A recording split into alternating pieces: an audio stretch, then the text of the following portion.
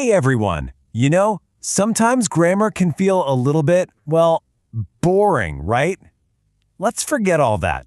Today, we're not doing a lesson. We're going on an awesome trip to a magical place called Noun Village. Seriously, what if learning grammar was less about rules and more like listening to a really cool story? Well, that's exactly what we're going to do. So come on, let's explore this special village and meet all of its amazing residents. So before we head in, let's get one thing straight. What exactly is a noun? It's super simple, really. A noun is just a naming word. Go on, look around you right now. Your friend, your dog, your school, the pencil in your hand, everything has a name, and all those names are nouns. All right, are you ready? Let's step inside Noun Village. The first thing you'll notice is that there are all sorts of villagers here. We're going to start by meeting two of the biggest families in town, the family of common names and the family of special names. Okay, as we're walking down the main street, we see lots of familiar things. We might spot a boy playing some cricket over there. And look, a beautiful river's flowing right past the village. Oh, and it looks like everyone is getting ready for a big festival. These general words, boy, river, festival, are our first villagers. We call them common nouns. But here's where it gets really cool. We can give all these common things their own unique, special names. That general boy playing cricket, his name is Andrew. The big city just outside the village is called Chennai. That beautiful river, it's the Holy Ganga. And the festival everyone's so excited about, it's Diwali.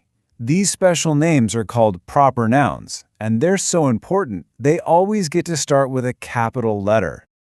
Next up on our tour, we're noticing something else. People and things here in Noun Village, they love to hang out in groups. And guess what? These groups have their very own special names, too. For instance, just look up at that amazing night sky above the village. We don't just see one little star twinkling all by itself, do we? Nope, we see a whole cluster of stars shining together. That word, cluster, is a collective noun. It's one single name for a whole group of things. And you'd be surprised how many of these group names you already use every day.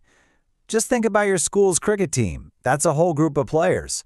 Or maybe you've seen a herd of cows in a field. We talk about a bunch of keys. We see a colony of ants marching in a line. And we read stories about a pride of lions. All of these words, team, herd, bunch, colony, pride, are all collective nouns. As we continue our walk, we're realizing something.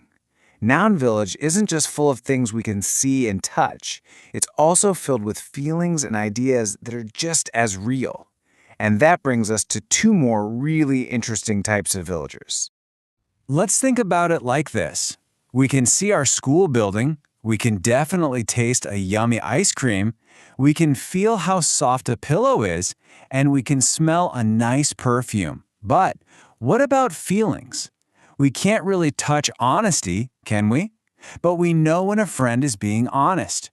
We can't hold happiness in our hands, but we feel it during a festival. You can't see fear, but you might feel it in the dark. And you can't grab love, but you feel it from your family. That's the huge difference between our next two noun types. So, any noun that names something you can experience with your five senses, see, hear, smell, taste, or touch, is called a concrete noun. It's concrete. It's solid. You can actually sense it. And on the other hand, you have all those important things you can't physically touch. A noun that names an idea, a feeling, or a quality, like honesty, happiness, or fear, is an abstract noun. You know for sure that it's real, but it's something you feel on the inside. Okay, I can hear a lot of hustle and bustle up ahead. Let's go check out the village market. This busy, noisy, wonderful place is absolutely perfect for meeting our last two noun families. Wow, just look at all this delicious food for sale. Okay, I have a simple question for you. Looking at all these things, which of them can you actually count one by one? Can you count the eggs? What about the rice? Let's take a closer look.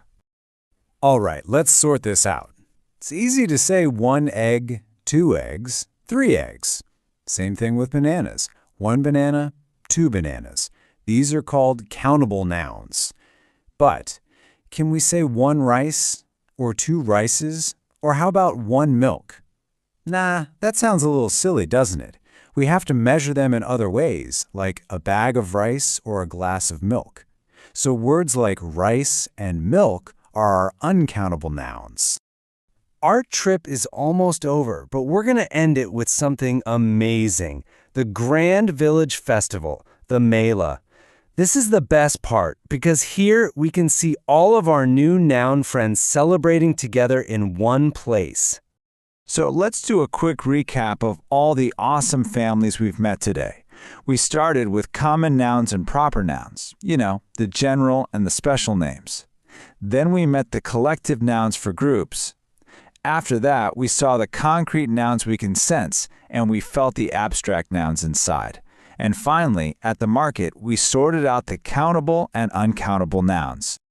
Now let's see how they all work together in one single sentence from the festival. Check this out. The crowd felt great joy watching Sana win a prize at the Mela. In this sentence, crowd is a collective noun.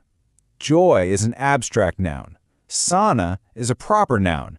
And prize is a common, concrete, and countable noun. See? They all join in to help tell the story. And just like that, our amazing trip to Noun Village is over.